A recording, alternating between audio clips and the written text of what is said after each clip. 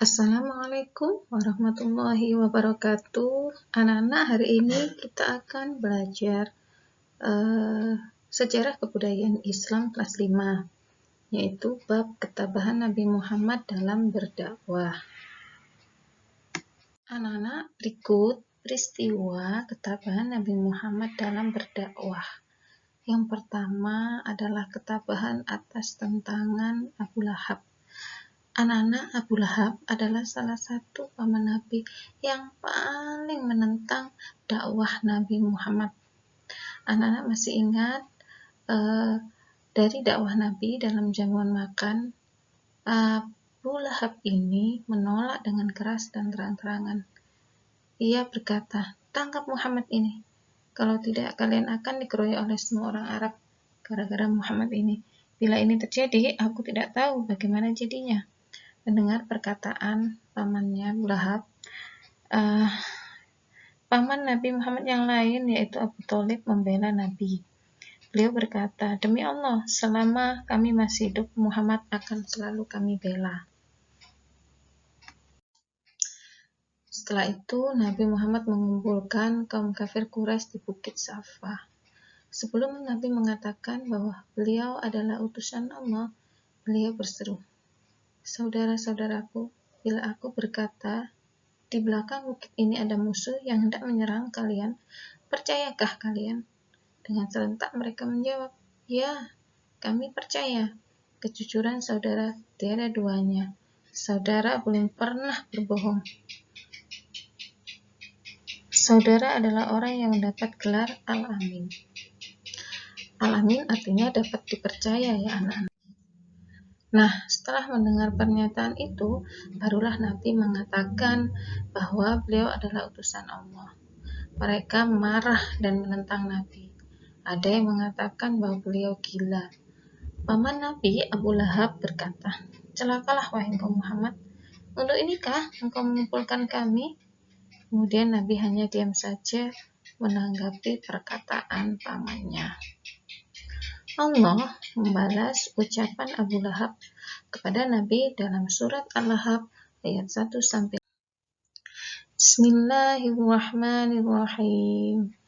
Tabbat yada abi lahabin wa tab, ma aghna anhu maluhu wa ma kasab, sayasla naran dhata lahab, wa imra'atuhu hammalatal hatab, fi jidha hablum min masad.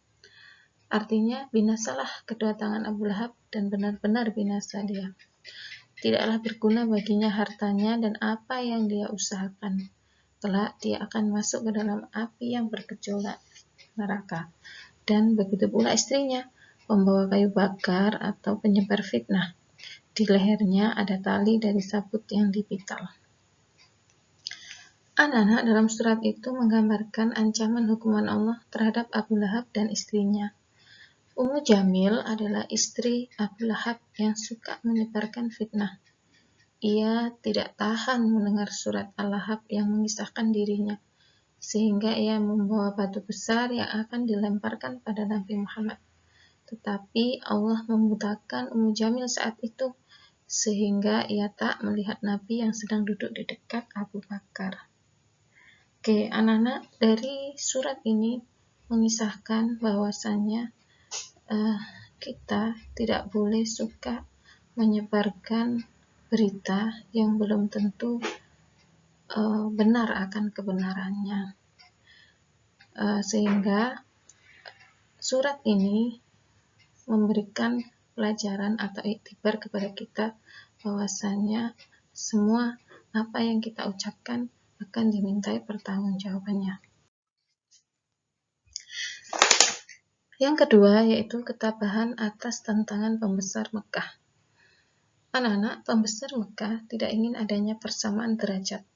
Mereka khawatir kekuasaannya dan usaha dagangannya terganggu oleh dakwah Nabi Muhammad. Para pembesar ini memperalat paman Nabi, yaitu Abu Thalib, dan mengancam Abu Thalib untuk memilih Yang pertama, yaitu menyuruh Nabi untuk berhenti berdakwah. Dan yang kedua, menyerahkan Muhammad kepada mereka. Awalnya Abu Thalib terpengaruh dan menyuruh Nabi untuk berhenti berdakwah. Namun Nabi menolaknya.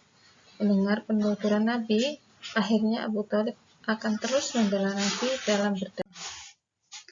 Ketabahan atas bujukan Walid bin Mughirah. Anak-anak para pembesar Mekah gagal menghasut Abu Thalib. Mereka akhirnya mengutus Walid bin Mughirah untuk membawa pemuda gagah dan tampan, yaitu Umarah bin Walid, untuk ditukar dengan Nabi karena mereka hendak membunuh Nabi. Yang keempat, yaitu ketabahan Nabi atas bujukan Utbah bin Rabi'ah. Utbah bin Rabi'ah menggunakan jalan yang halus. Utbah bertemu langsung dengan Nabi dan menawarkan harta, tahta, dan apapun yang diinginkan Nabi, asalkan Nabi menghentikan dakwahnya. Taktik itu disebut dengan siasatul mufawadat, yaitu politik tawaran damai. Nabi diam sejenak, lalu membaca ayat Al-Quran surat Fussilat tentang beliau yang hanyalah seorang pemberi peringatan. Ayat ini memesona Utbah dan membuatnya hanyut dan larut, sehingga lupa pada apa yang ia tawarkan pada Nabi. Yang kelima, yaitu ketabahan atas siksaan kaum kafir Quraisy. Anak-anak, kaum muslimin dipukul, dicambuk, tidak diberi makan dan minum. Bahkan ada yang menjadi budak mereka. Dan kaum kafir Quraisy ini juga menghalang-halangi kaum muslimin yang hendak beribadah ke Ka'bah, serta melemparinya dengan kotoran. Ketabahan atas pemboikotan Bani Hashim. Anak-anak, di tengah kekejaman kaum kafir Quraisy terhadap kaum muslimin, dua orang yang mendapat julukan singa Arab, yaitu masuk Islam, Hamzah dan Umar bin Khattab, sehingga kedudukan Islam semakin kuat. Orang kafir Quraisy beranggapan bahwa Islam kuat karena dukungan dari Bani Hashim, sehingga mereka ingin membuat Bani Hashim terkucil, tertekan, dan kelaparan. Mereka membuat pengumuman dan digantung di Ka'bah yang berisi larangan seluruh penduduk Makkah menjalin hubungan pernikahan dan jual beli dengan Bani Hashim. Larangan pemboikotan ini berlangsung selama 3 tahun, dimulai dari tahun ke-7 kenabian, hingga akhirnya mereka sadar sudah keterlaluan terhadap Bani Hashim. Lalu mereka melanggar kesepakatannya sendiri dan menghentikan pengasihan Hashim.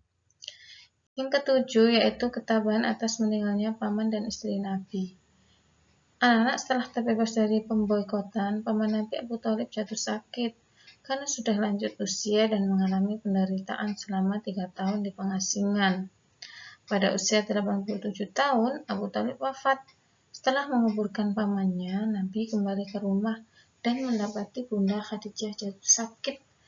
Beberapa hari kemudian, Bunda Khadijah pun wafat. Dalam beberapa hari, Nabi kehilangan 2 orang yang dicintainya. Masa duka ini dikenal dengan Amul Husni, yaitu tahun kesedihan, bertepatan dengan tahun ke-10 kenabian.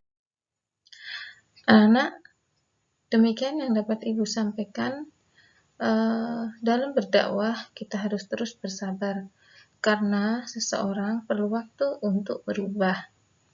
Jadi, anak-anak, ketika kalian menghadapi seseorang dan kalian ingin menyampaikan ajaran Islam yang benar, baik kepada keluarga, teman kalian, atau kepada tetangga kalian, maka kalian harus menyampaikannya dengan sabar. Oke, terima kasih. Ini yang dapat Ibu sampaikan, semoga menjadi ilmu yang manfaat. Billahi taufiq wal hidayah, wa ridha wal inayah. Wassalamualaikum warahmatullahi wabarakatuh.